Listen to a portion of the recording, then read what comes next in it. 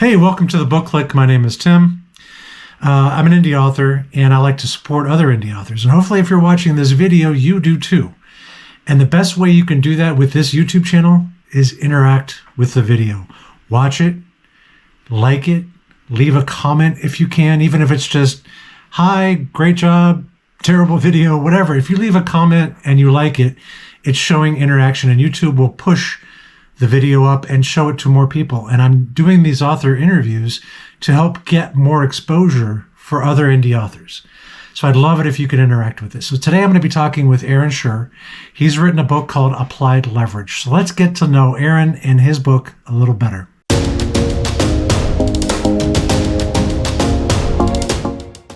All right, welcome Aaron to the Book Click. It's time to talk about your book, but the first thing I want to do is sort of cover some of the basics.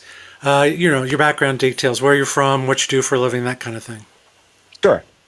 Um, so I grew up in Massachusetts, which is why the book is set in Boston. Um, I moved to Western New York in the 90s to go to college, and I lived there for 25 years. Um, 10 years ago, I moved to Pittsburgh, and I've been living in Pittsburgh ever since. I am a software engineer by trade. Um, I am also a martial arts instructor, but I don't make any money at that. So that's not exactly So profession. you're in Pittsburgh, Primanti's. Yeah, I'm not really a fan of Tremonti's. They have All good right, then in wings. that case, this interview is over. No, Primanti's is the best. Sorry. The famous Tremonti sandwich is kind of terrible, in my opinion. Well, it's been a while since I've had it, so maybe it's not as good anymore. But um, let's talk about your book. What's the title, and when did it come out? It's called Applied Leverage. It's the first book of a series called Origin Key, and it came out last June. Very cool. And what is the genre? It's urban fantasy. So it's some people call it contemporary fantasy. It's a fantasy novel set in the modern world, and Right. usually that means there's sort of a hidden supernatural world. Though I work fairly hard in the book to avoid using the term supernatural world because I think it's Yeah. a trope. Oh, yeah. Absolutely. Yeah, I just finished my own urban fantasy. It's Vampires in Manhattan. So I know exactly what you're talking about. All right, so then in a few sentences, how would you pitch your book to someone who knows nothing about applied leverage? Okay. Um, so what I would say is that it's a story about a telekinetic locksmith who lives in Boston and has to deal with being lower class in a world with uh, powerful mages. He is, as a psionic, not a mage. He is very much the little guy, and that gets him into some trouble. Of course, it always does. That's kind of why the book happens, doesn't it? What is one sentence, I guess, that you would use to summarize uh, the book to sort of hook that reader instantly? Do you have one sentence? I always ask this because it's nearly impossible to do. Yeah, so the sentence that I was using is telekinetic locksmith in Boston, and at an author show a couple weeks ago, I discovered that I cannot say the words telekinetic locksmith and be understood. So I started saying a fantasy novel about a locksmith in Boston, and that was hooking people a lot better because people There you say, go. ah, Boston, okay, locksmith, I know what that is. I know what a locksmith is. Yes, fantasy, so there's magic, great, good. That's cool. All right, if someone picks up your book and reads the first page, what do you hope is going to convince them to keep going? I don't know if it's the first page, but the the first scene of Applied Leverage, I am working fairly hard to establish the concept that there are mages and there are psis, and the psis are lower class. Yeah, Um, Connor is blue collar. He is, he's a working man. He's a locksmith. He doesn't make most of his money as a locksmith because there's a limited amount of work for a supernatural locksmith. So, in fact, what he does is a lot of subcontractor work, things like that. he's not well off. He is successful as a locksmith because he doesn't have a lot of competition. Um, and so I'm trying to establish the feel of the world. It Yeah. is it is the modern world, but it is, it's a specific slice of the modern world. In particular, it is an Irish pub in Boston, which has a certain feel to it. And that's what I'm hoping that you will get from the first page is that sense of being in a bar and the smell of dust and beer and the background hum of the conversations. And in this particular bar, there are also some people playing catch with a fireball Yeah. because I'm I'm trying to establish this idea that there are just mages and they're part of the world. Yeah. They just exist. That's kind of what caught me because I'm glad you mentioned that because just starting out there, toying around with a fireball, and in a bar that's one that any of us could be in at any moment, and that is definitely something that pulled me in too. Yeah, and I go into a little bit why they don't worry too much about that. Part of it is that the bar is hard to find, Yeah. and part of it is that people just don't.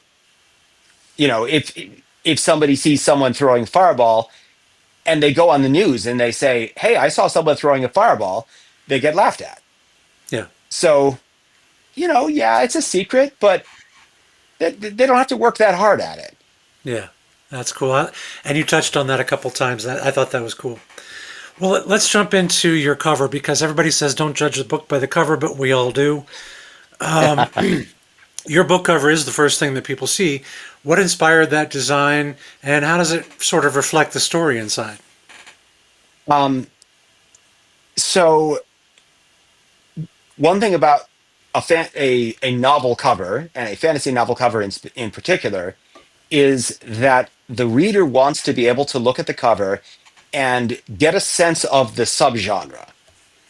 And so telling fantasy from sci-fi is usually not that hard. Is there a spaceship on the cover? Yeah. Um, but telling like urban fantasy from epic fantasy, that can be a lot harder. And there are standards that go into covers to make them recognizably subgenre or another. In the urban fantasy subgenre, the character cover is very standard. I'm in a group which is doing an urban fantasy stuff your Kindle event, and so you get these posts where everybody's posting all the covers of all the books, and every single one of them they look identical. There's some sort of colorful background, and there's a couple people in front, and they're doing something vaguely magical. Yeah. So that set a lot of the framing for the cover design. It had to be recognizably urban fantasy. Yeah. There are two main characters, so the two main characters are on the cover. the there's some details about the pose of the two main characters that say some things about them and their relationship. The background is the Boston skyline because I really wanted Boston, the city, to be almost a character in the story. Yeah. It is it is a very important setting. The fact that it is set in Boston changes the story. Um, and then there's some elements like the full moon, which are there to sort of indicate mystery and magic. The purple color is basically a signature, um, and I'm using that purple a as a key element in a lot of my marketing because it is a signature for the book now. Cool. I like that. So, books often really sell on emotion. It's sort of just that emotional thing that somebody sees the cover, reads the blurb, maybe it reads a few pages, and they just want to pick it up based on how it's going to make them feel. Yeah. What kind of feelings do you hope your book will stir in readers? Well, there's the feelings that I hope you get from the book, and then there's the feelings that I hope you get from the blurb that make you buy the book. And Yeah. those are not the same thing. Yeah.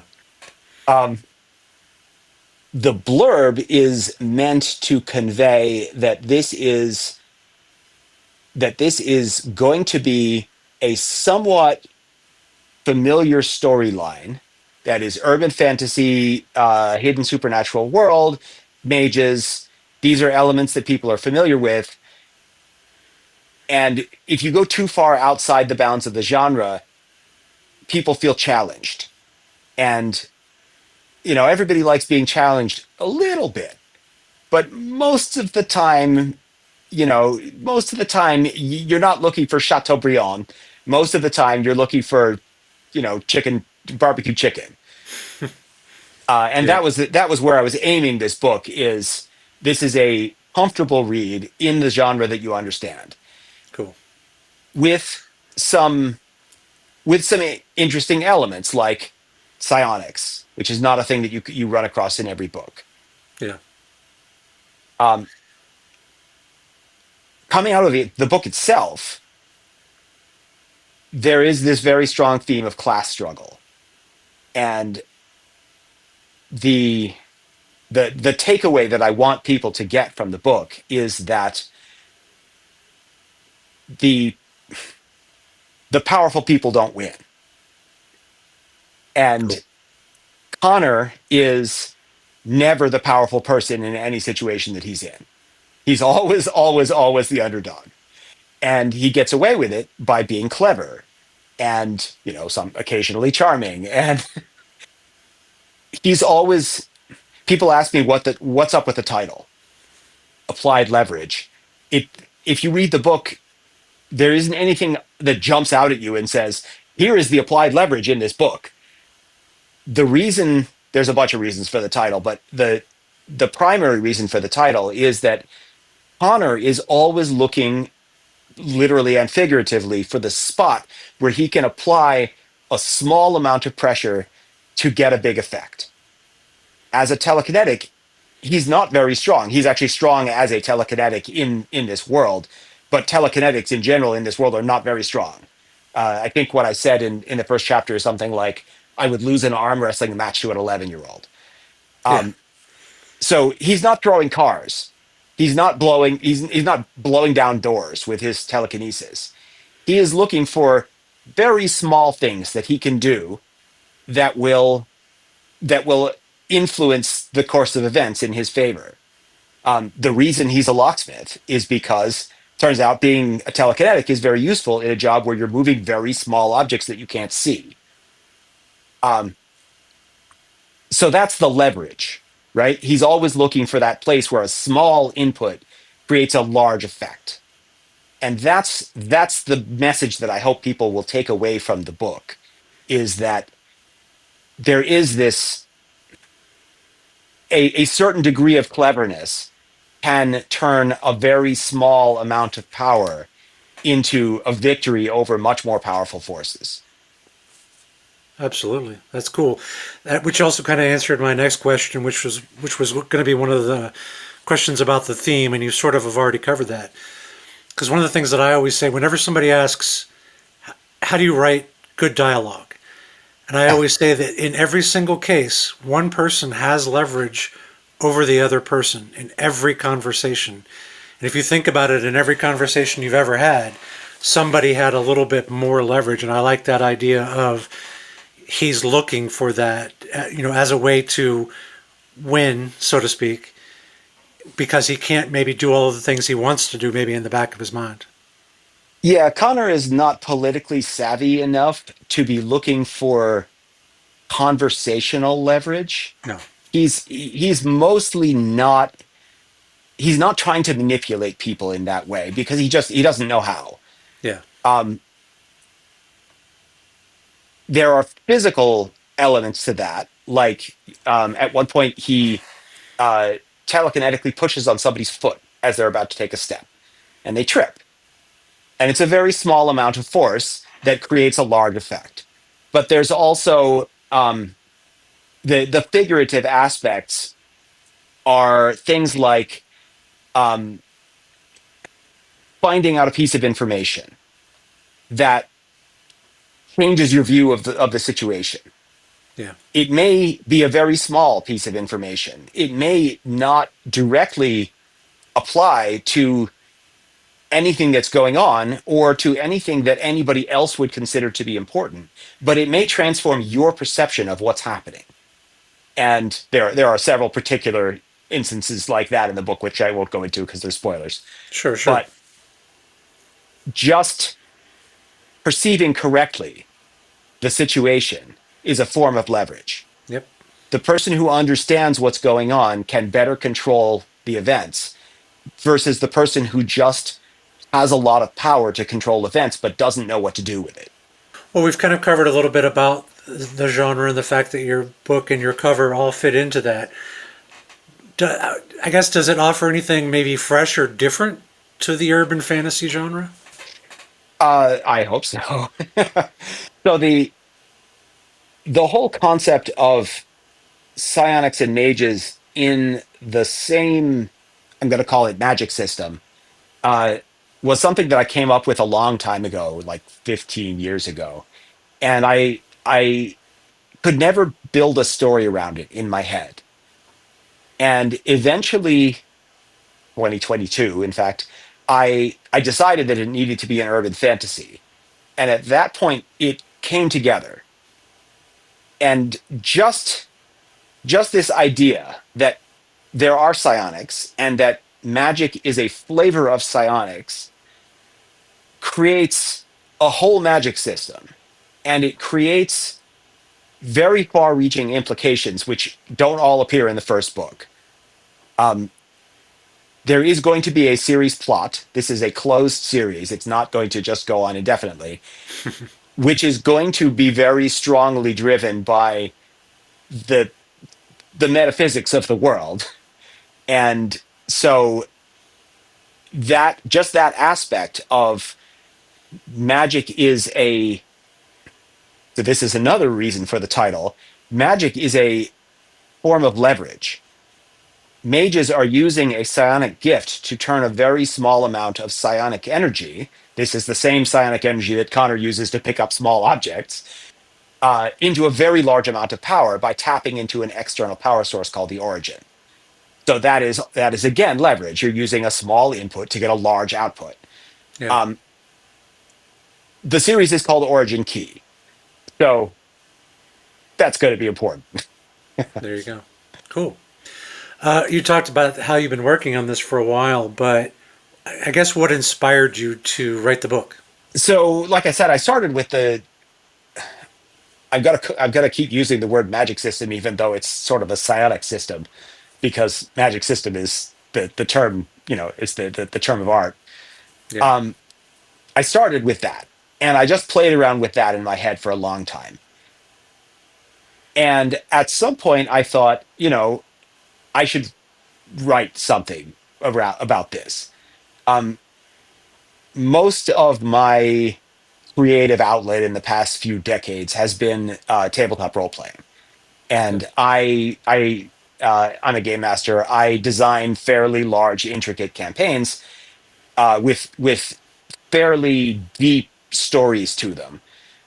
But there's a limit to how deep you can get in a tabletop story because Yeah. you don't control the characters, and so you can't. The character players, tabletop players. This is not a comment on the players themselves, but in the context of the story, tabletop players are fairly dumb. You have to make things pretty clear for them because they're working at one remove from the story. And there's a weak gap between when they hear something and when they have to draw a conclusion on it. Sometimes there's a 6-month gap, even though for the characters it might have been 3 days. It could still be 6 months of real time. So you really can't give them intrigue unless you make it very, very heavy handed. And I got tired of that. As a writer, it it really got on my nerve that I had to be so very gross and heavy handed with all my story elements. And I thought, if I wrote a book, then I get to control the characters and the story. Yep. Um, so there was a night in 2022. Like I said, I had decided that this needed to be an urban fantasy, and I started to think about what the story would look like. there was a particular night in, I think, August of 2022 when I couldn't sleep and I was lying in bed and I wrote the whole first paragraph in my head, the whole bit about playing catch with fireballs. I wrote the whole paragraph in my head. And that paragraph actually made it through all the edits and is almost unchanged in the final version. So the next morning I got up and I wrote that paragraph down and then I just kept writing and I wrote a book. Yeah. Um, and I didn't tell anybody I was writing a book until I was pretty well done with it because until I actually finished it, I didn't believe that I was going to finish it. And then it still took me 2 years to get it published from there. How much of you is in the book? I mean, how much of you is in Connor? Connor's not me. Um, I am I'm a software engineer. I'm not a blue collar worker. Yeah. I grew up near Boston, but I didn't grow up in Boston, and that makes a difference. I grew up in a rich suburb of Boston, put it that way. As a first person story, necessarily Connor's thoughts sort of have to be my thoughts. I am putting myself in his shoes as best I can, and I'm playing the role of Connor as I write his internal monologue.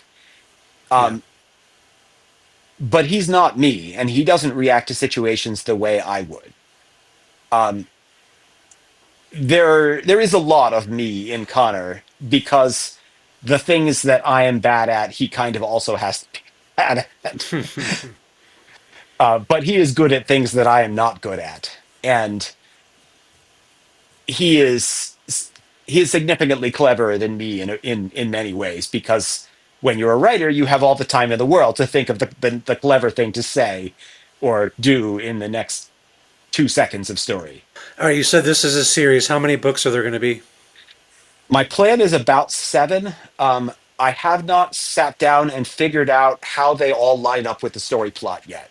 I know what the series plot is going to be.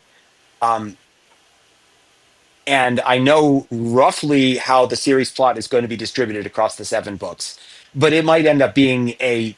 It might end up being six. Depends on exactly how much of the plot I manage to put in each book. And have you There is none of the series plot in book one. Book one was okay all about setting up the world and setting the it up? characters. Yeah.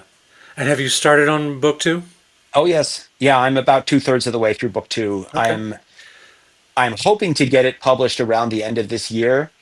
Oh, okay. That may be optimistic, given that it took me 2 years the last time. Yeah. But a lot of that was because I didn't know what I was doing. Yeah. So I'm hoping I could do a lot better this time. So if somebody picks up Applied Leverage, they don't have to wait 2 more years. That's Hopefully, the goal. it's just a short amount of time. Yes, that's the goal. Have you gotten any, I guess, reviews of the book so far or anything Oh yet? yeah, absolutely. Cool. I've got, I'm an indie, so I don't have hundreds and hundreds of reviews. All right. There's I don't know 30 or 40 reviews across Amazon and Goodreads. Cool. They're almost all 5 stars.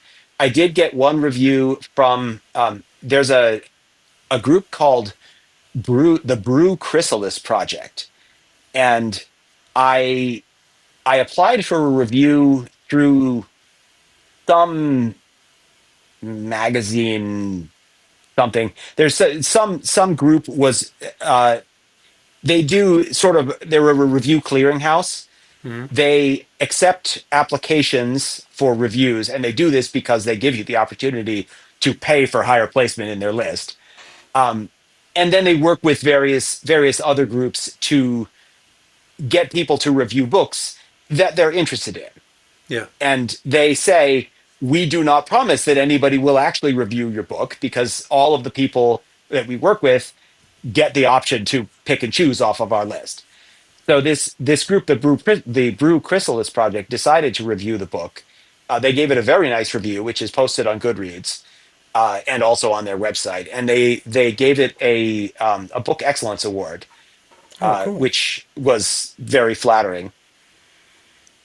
I don't think it's a major industry award, but I Hey, an will award is an absolutely, award. yeah, I'm absolutely going to call it an award-winning novel for the rest of time. My mom gave me a gold star, so it's a gold star winning. No, that's Hey, very cool. That's somebody I've very never cool. met thought the book was good. Yeah, that's very cool. Did any review? I always ask this because I've gotten reviews where somebody will say they saw this and it just like surprised me. Did anything stand out to you in any feedback you've gotten that sort of surprised you or maybe didn't make you even think about that? I haven't gotten any reviews where somebody said, the symbolism of the clock on the wall representing the human mortality and the ever approach of death. I haven't got any of that. Nothing. Um, I I have definitely gotten reviews that brought up things about the story that I put in on purpose, but in my head they're background. Yeah, you didn't Uh, think maybe so they would even notice that. yeah, so for example, the this review from the Brew Chrysalis group, uh, one of the things they said was um, there's a great quote from this which I'm going to get wrong. It's damn, I can't remember the two. Harry Potter met some other fantasy story, and they both took up plumbing. Is the quote? Yeah, They were talking about the craft of it. So Connor lives in a world of mages, but he is not a mage. He is a locksmith, yeah, and so when I'm when I'm speaking from for Connor, which I'm doing for the whole book, um, when he is working, he is working. He is talking about.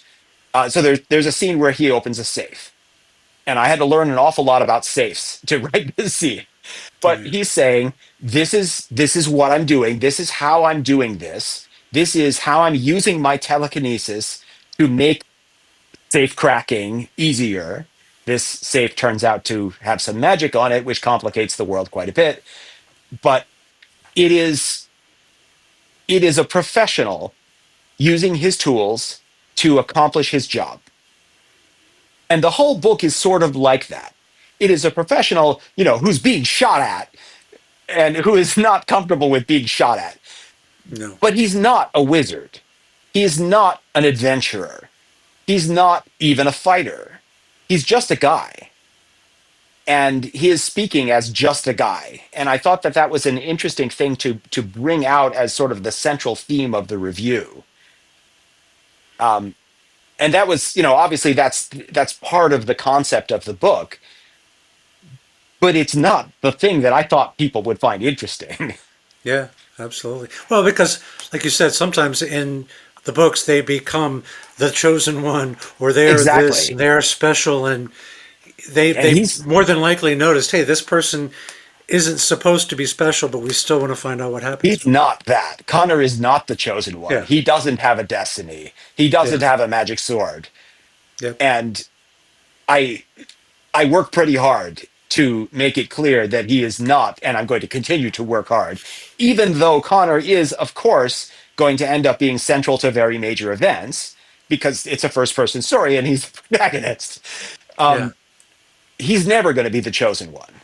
yeah, He's always just going to be a guy in a situation, a clever guy in a situation using the tools that he has to get through the situation as best he can. cool.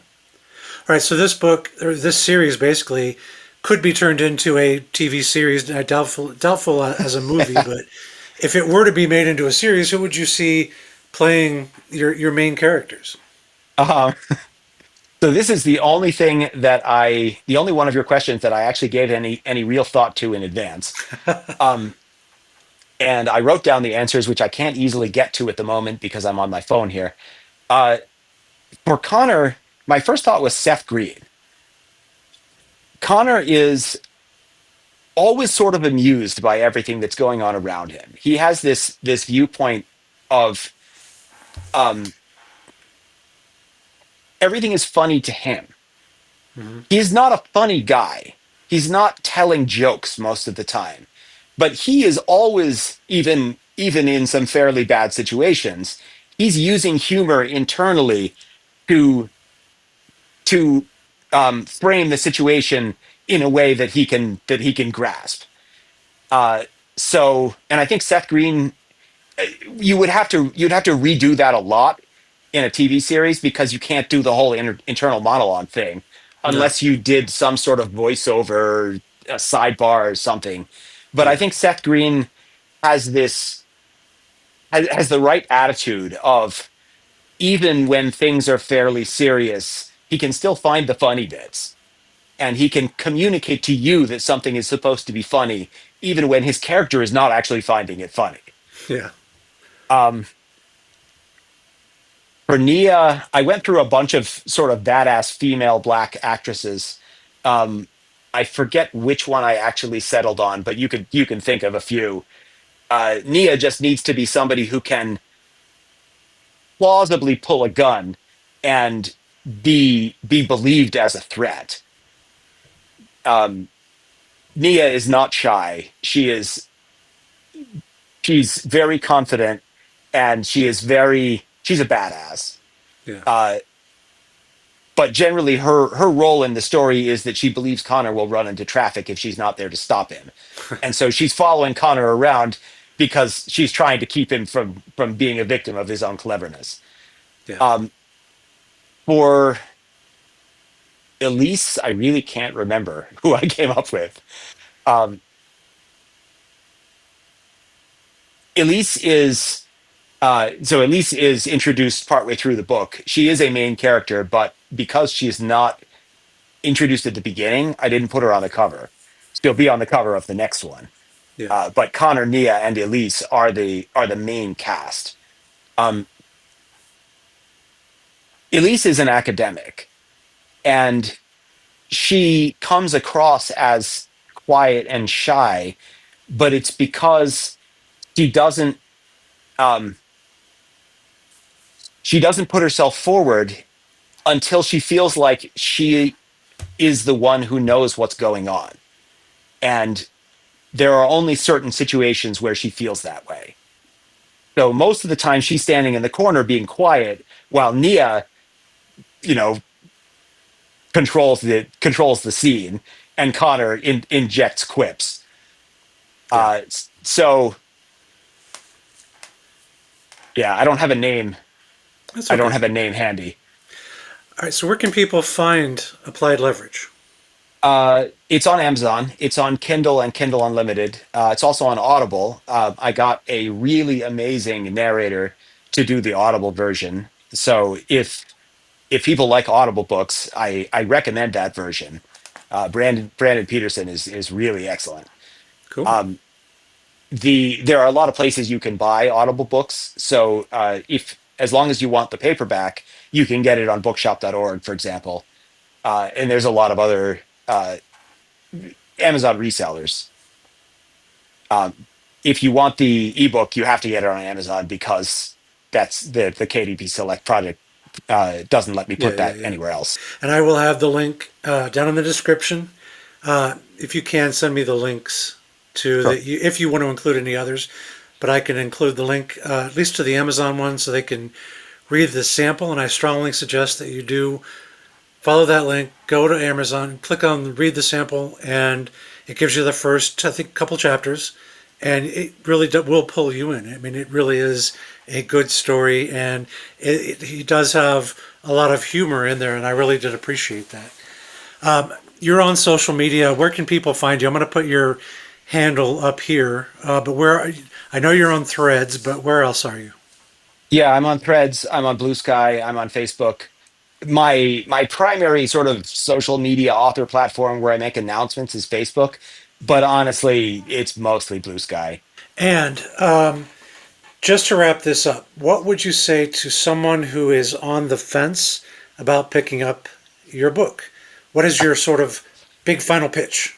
I would say that if you are a fan of urban fantasy, you will find a lot to like in this story.